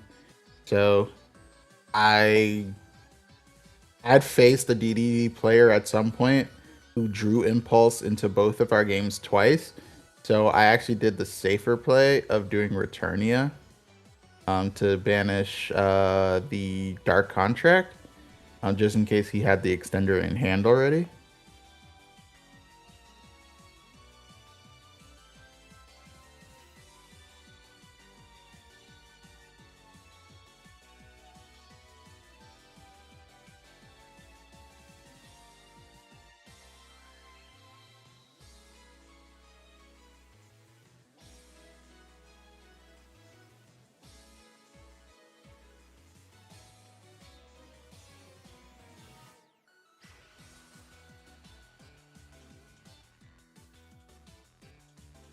And he loses because he can't extend anymore. So yeah, I think this is another idea that you can play through Charmies, which it doesn't necessarily need Baguska to be on board. And Baguska is more of a detriment than anything, just because the Exosister traps are just much better than, and the non-engine is much better than just sitting on a Baguska. I think with that said, I think if you do want more replays, I can show them to you at a later date. But yeah, I have replays for days against non-meta decks and meta decks. I think the only deck that I've not faced a lot of Exosister is Draco Tail. But Yummy variants, Mitsu variants, what other decks are viable? I faced Lunalight before. VSK9. Yeah, pretty much like every meta deck that's not named Dracotail. Rebel Bots isn't a real deck, bro. Let's be real. That said, I'm gonna go back to the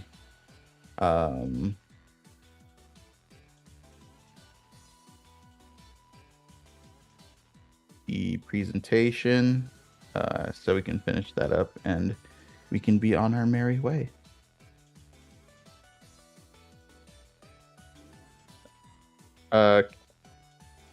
You can see my screen, right? Okay, I can see my screen. That's fine. Exosister Variants. Generally, there's a lot of way you can do a lot of hybrid builds with Exosister. The main thing with that is that they are reliant on you playing around Exosister Martha, which is by not using her hand effect or by not running her at all. Because you can get level 4 bodies on the field with Betrayal, Pax, Stella, Alice. Like, these are all very viable cards. And it helps that if you can pair them with decks that don't have like very harsh restrictions or ones that you can play around a bit easier. Stuff that you can do are like Ryziel, Anamat, Magistus, K9. There was an OCG list that specifically had K9 Exosister top. It's just really just Exosister with the Azuna and Lupus. That said, I think the best way to play Exosister is pure. You get more access to non-engine. Things that you can conflict your respective engines with Dimensional Shifter, because Exosister doesn't care about playing around Dimensional Shifter, but some other decks do. And then obviously Martha is like your best starter, so I don't think you should. I rather not play Exosister if I can't use Martha. At that point, you're just play any other deck. To be honest, I think um, there are decks with restrictive locks like Hero, DDD, stuff like that. That it just like makes sense that, oh, if you wanna play different hybrid builds or builds that don't rely on their locks, that's great. But I think Exosister is just very xenophobic in how it's constructed, and yeah, I rather just play pure, to be honest. I think it's just the best way to play the deck. Pros and cons, if you can read any of this. Pros: great consistency. You have Betrayal, you have Sayori, you have 7th Tachyon if you want to run that. You have Pax, you have Pot or Prosperity if you want to run that. And then there are a lot of like 2-card combos that you can do with the deck. I think Pot and 7 Tachyon is just going into diminishing returns of consistency. You have Layered Disruption. You have the Exosister traps. You run a bunch of non-engine, so in the hand. And Carmel. Carmel is, again, it's a pseudo Omni Negate. Lovely card. The new cards provide more cohesion for the deck's strategy and make it more proactive, because Carmel will just trigger anything, both of your Exosister traps and making them live. You can play through Fuelos. You're usually, depending on your line or your hand, you give them like 1 to 3 draws. And you can play around Drill, because Carmel sets. Betrayal can get you 2 names. Pax can pair with Betrayal. Yeah, lingering hand traps are not that big of a deal for the deck. You can abuse Floodgate cards like Shifter and Retaliating Sea and Fissure and Macrocosmos, cards that I know you guys love playing against for sure. The skill floor for the deck is pretty easy. I was like, for me, it was pretty easy for me to pick up the deck when I was picking it up in February. But when you like really start playing against either competent players, or like you're playing into actual like layered boards, and then you're actually looking at your hand and you're just like, damn, like this hand loses to everything. It's like, no. You can actually play through a lot because of cards like Martha, Sayori, Betrayal, Stella, Ellis, Pax. Like, these cards read like they're so easy to disrupt, or they're not gonna do a lot, but you can swarm the field with so many bodies to OTK that there's a very underrated or very hidden skill ceiling for the deck. So it's actually very fun to learn and play. Gibrine and Magnifica are very good pushes to OTK, and you can swarm the field with stuff like Betrayal, Sayori, Ellis, Martha. So you can, especially if you're going into a half board, very good deck to do that with. And then Magnifica can deal with cards that can't be removed by like battle. So the most common one that I had to deal with during my learning of the deck was Dragoon, because there are so many Yummy and Orcus demod pile decks out there, and it's very boring to deal with, and they always summon Dragoon, and I always get to Magnifica. If I don't droplet the Dragoon, I always get to Magnifica, and I banish the Dragoon with Magnifica, and they just lose the duel. In terms of the cons, Martha is very xenophobic, meaning you are playing, typically you basically have to rely on the engine for the most part. You can again cut Martha in like hybrid builds, but it is the best Exosister name. So again, I think it's just better to play Exosister Pure than not. Carmel, it can be played around because it is a good negate, but it can't interact with specific cards. There are a lot of decks that rely on continuous spells, or they have quick play spells, or they have field spells, and Carmel can't do anything with that. She just looks at those cards and just doesn't bat an eye. So it can be played around. The deck is pretty weak to board breakers. Super Poly really sucks because you're typically ending on Carmel and Magnifica, or you're ending on Michaelis and Magnifica, and those are easy Super Poly targets. Droplet sucks. They're mainly hitting Carmel with this, but even if you try to do Returnia to dodge it, Carmel does need to actually be able to detach her materials for her negate. So if you remove it from the field before it gets to do that, her negate doesn't go through. So Droplet sucks. And then Book of Eclipse, again, sucks because of the same reasons. It's a quick play spell card, so it shuts... Carmel can't do anything about that. The deck's pushes are reliant on establishing and maintaining board presence. So, you can't do anything with Sayori if there's not a monster with 800 attack. Pax needs you to have a card on the field or in the graveyard that pairs with the name that you search. Betrayal is a continuous spell that if popped, they can cut you off of that or cut you off of getting more advantage.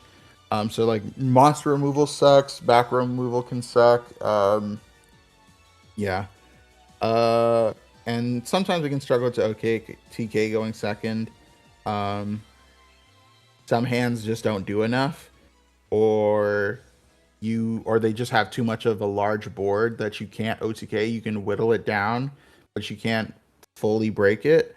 And the deck is very exhaustive in terms of its resources because you have to pair cards with other cards. Like Martha is like consistently summoning 2 cards from the deck every single time.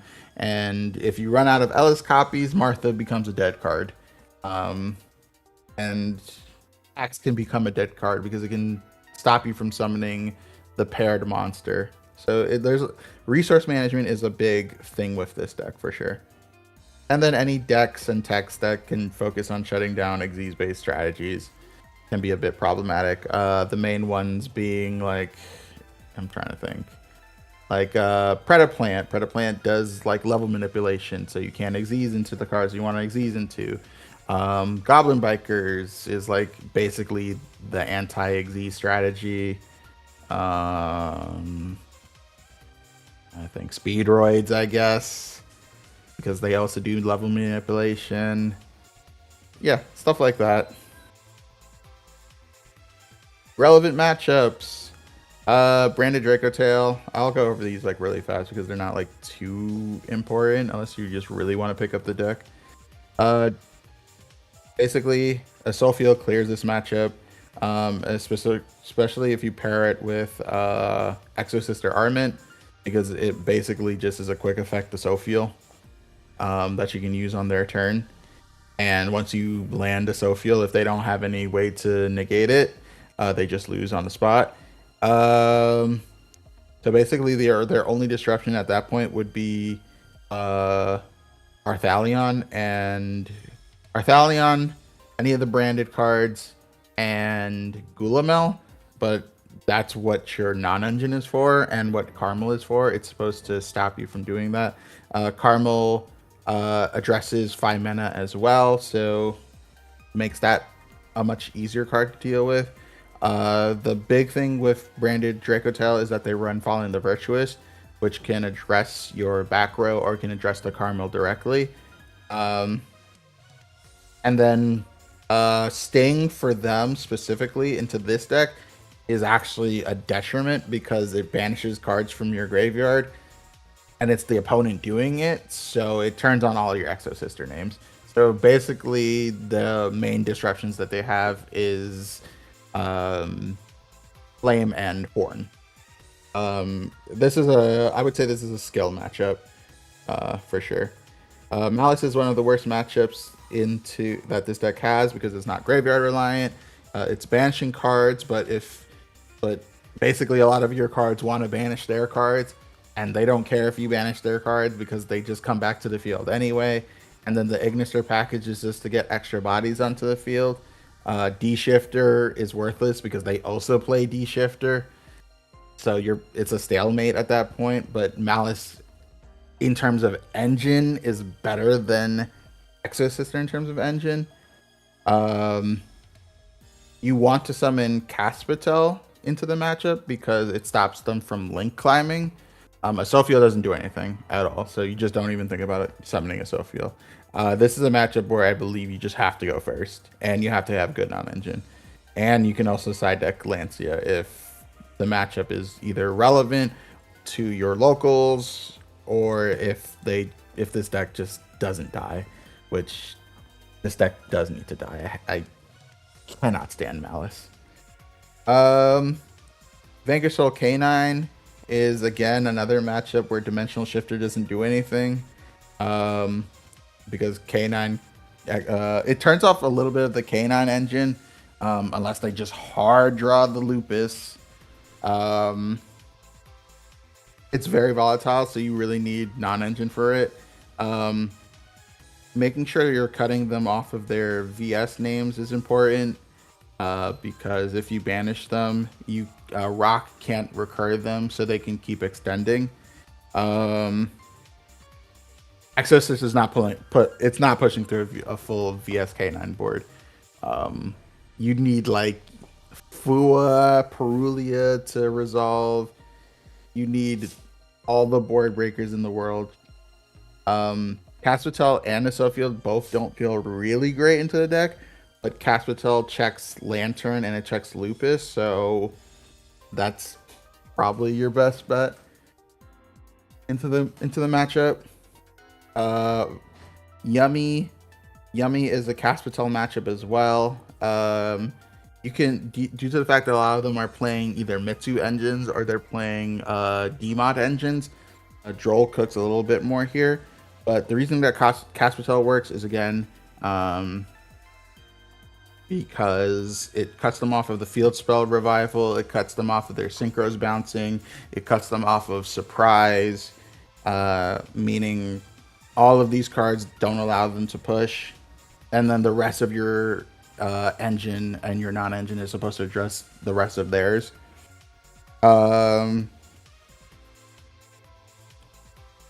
Yeah, basically, like if they full board, you're probably losing the game. Like, but I think that's just most decks in general. Breakers I think are probably better just because outside of like resolving a Charmy and resolving like Droll into specific lines, it's not that great. And then Armament is really good here if you go first. Again, so you can summon Caspitel and just floodgate them. Lunalight is basically so Carmel is like one of the only cards that can actually interact with Lunalight properly because it does quote unquote negate the effect of Liger, but Baguska shuts down all of your Xyz plays because it forces them into defense mode, meaning you can't do anything into those. Also, the deck doesn't have a singular out to Liger, a single Liger, let alone two. The most you can get Magnifica to in your standard builds is 3,600, and that's still not enough to get rid of a Liger. So you kind of just lose in that regard. I know there's some decks like you could run Dugaris in that case, or you could run like a few of the cards that Ryziel does to deal with the deck. But yeah, Lunalight, it's not a very good matchup. You kind of just want to hand trap them to death. especially like Shifter, Retaliating C, and like just stopping them from getting into the Liger. You can do either Sophiel and Caspatel into the matchup. Sophiel is better blind, and then you typically want to hold Caramel for Lunalight Fusion or Heavy Poly, unless you have actual negates for those. But yeah, Baguska shuts down this deck. Liger shuts down this deck. Yeah, Magnific is just not good enough, even with the attack boost. And then Radiant Typhoon is the last matchup that I was going to cover. It allows them to check Betrayal and all of your traps. Even so, regardless if you go first or second, it sucks. They can deal with packs. Slightly helps going second, but typically you rather resolve the effect of Betrayal. Carmel can also help going second, but it's still pretty volatile because the deck runs a bunch, runs Droplet, it runs Super Poly, it runs Falling the Virtuous, and then you're addressing the back row with the negate with Mandate. So they can deal with your board go if they go second, and it's hard for you to approach their board going second, essentially. Neither Castle and Sophiel are like better than the other. Castle gives you follow up, so and it stops them from reviving the Phonics and the Varun if they're in graveyard. So it's like the quote unquote better option, but it's not great. And then Sheena, pretty much it ties your Carmel to Sheena unless you draw like an Xyz Barrier, Dragon's Mind, etc. Because Sheena activates from hand, and if they force Carmel early or they remove Carmel in general, you just lose on the spot. It's not terrible. It looks very bad on paper, but it's not terrible because RT is not super consistent, and you run a lot of non-engine in Exosister, so it's not so bad. Final two slides. Let's go. Resources to learn Exosister. The Exosister Discord is great if you want to learn the deck. Usually I try to stay away from like archetype discords because they're usually pretty bad. But this is like one of the best discords that I've ever been on. Like dedicated players. The channels are very not that they're active, but the information that's being laid down is like you're getting quality information and quality discussion. It's like as if Blake and Fede, like those type of players, but just a bunch of them were just playing Exosister. I feel like they're not only are they good at Exosister, they're just generally good at the game, which is very weird to say because I was expecting that Exosister would be a deck that had very casual players, but no, there's like a very like hyper competitive scene with people who main this deck.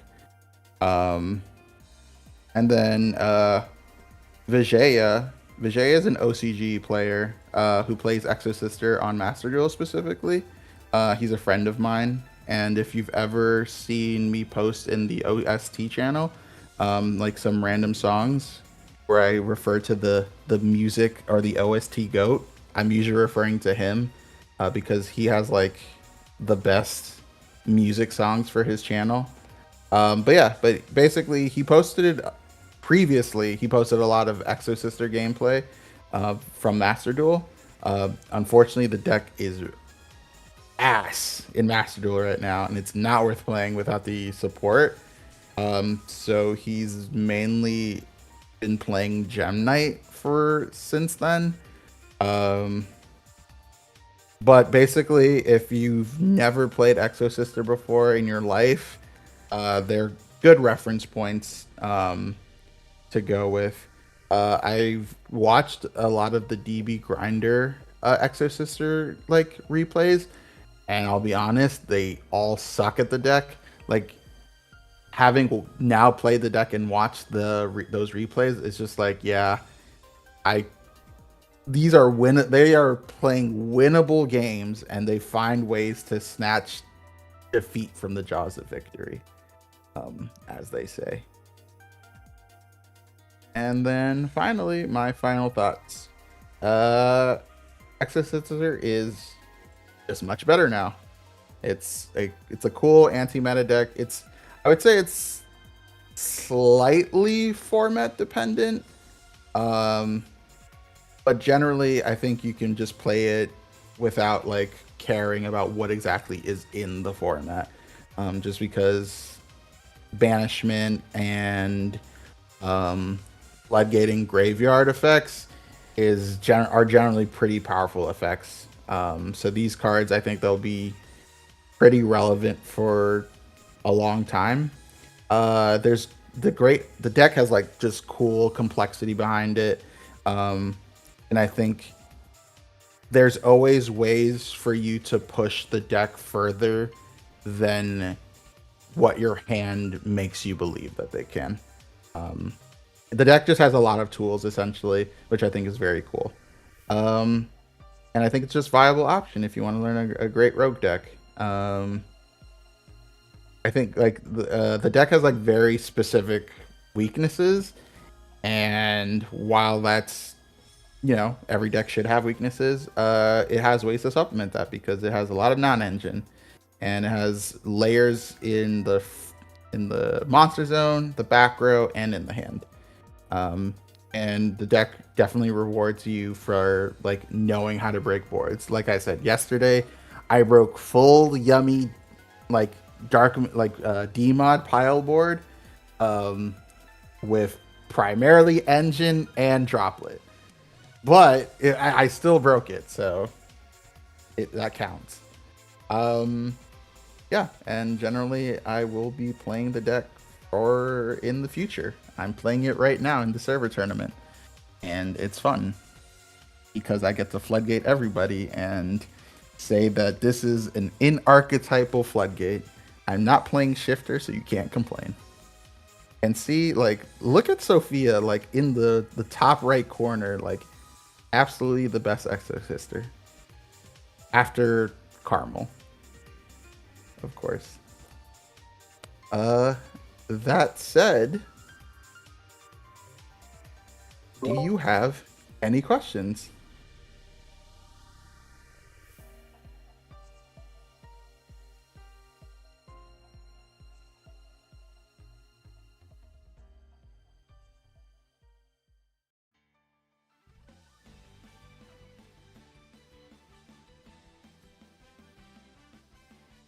Have I played Trading Exosister Stun? Yes, you can play Okay, so you can play Exosister Stun because I'm thinking of like what stun cards you play. Obviously Ryo is a stun card.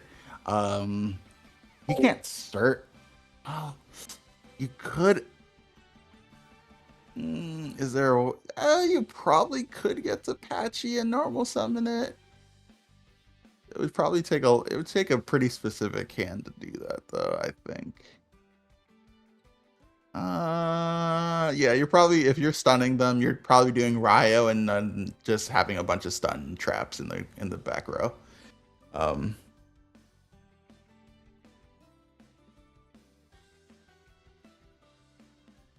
Oh, and he asked about Forbidden Crown, and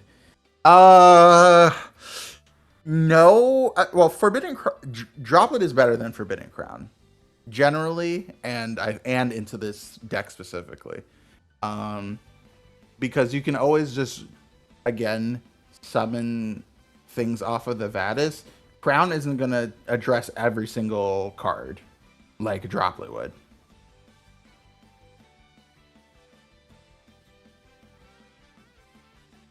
What is your third question, sir? Would I play the PK? No, I would not play that. Because if I remember correctly, the PK card is dark monsters only, and Exosister is a light deck. So can't play it. Unless if you know the name of the card, uh I can search it. Oh, the bot is still dead. Okay. I want to say I'm pretty sure it relies it. You need to use dark monsters to summon it, which again, yeah, um, yeah. I know the big thing with since we're talking about that card, um, is that it's it could summon Carmel as as a disruption, and people are thinking that this card will get Carmel banned. But Carmel is just not Carmel is just not that good of a generic interruption. Um, so someone mentioned it in the Lunalight Discord, and I was like, all right, cool. Say you summon Carmel off of Dark Rebellion Xyz Dragon. Um, you use it, you use Carmel effect, you pitch your materials, and then they take the Silver Hound from your graveyard and put it right back in your hand. And now you just lost your spell trap negate. Cool job, guys. And I even like PK, even like Phantom Knights, I think one of their disruptions is the trap in the graveyard, which I think so. I don't remember. But there's a lot of decks nowadays that have graveyard disruptions that they rather just keep in the graveyard versus like summoning Carmel. So I think Ophion is just a much better card to use. Damn. Imagine playing Crystal Beast. Couldn't be me, dog. Sorry, Shiroun. And Dread Guy.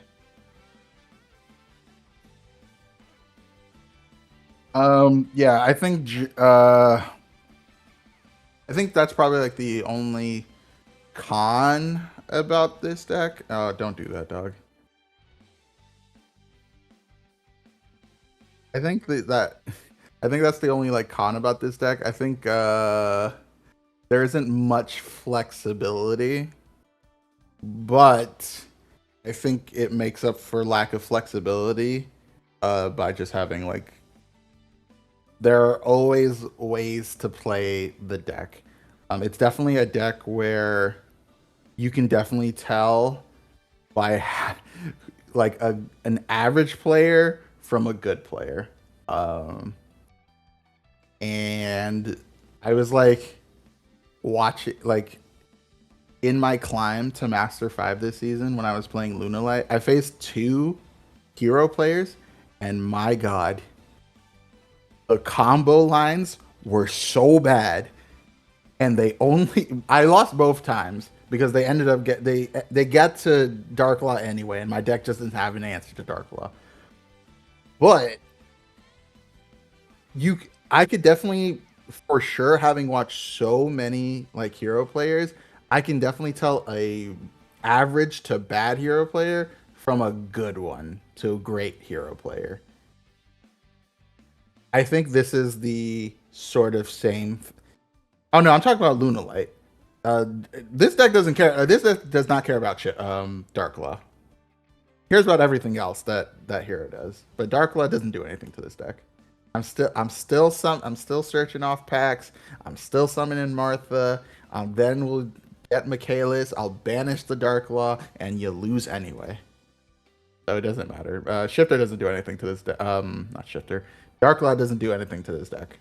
Does everything to the other two decks that I play though. That's nice. I can feel a little bit more secure about that.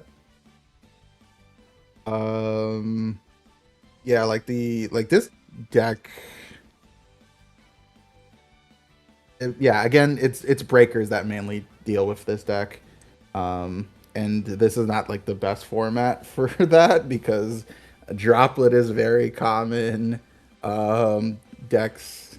A lot of people are just realizing that um, that you can allow decks to set up full boards, and as long as you have breakers alongside a strong engine, you can just break most boards. Like you actually just try to avoid playing hand trap war because you're probably never gonna win. Um,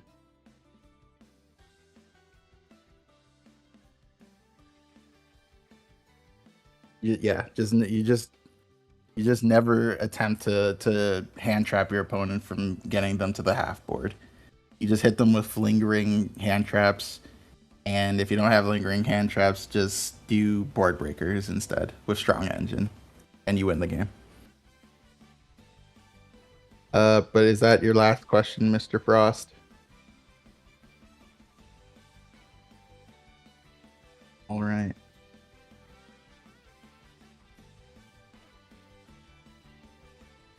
Oh no, it's fine. I don't mind. I don't mind yapping. I actually enjoyed this deck. Comparatively to Utopia, I got tired of you. Like I got tired of Utopia very fast. Um, and I just did the stream to get the stream done with. Um, and I built the deck in Master Duel, but I ended up just dismantling it because I just didn't play it and it sucked. Yes, I love slandering Utopia.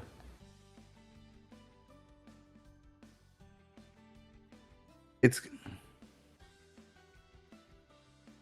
uh that deck slanders itself. I don't need to add more fuel to the flame.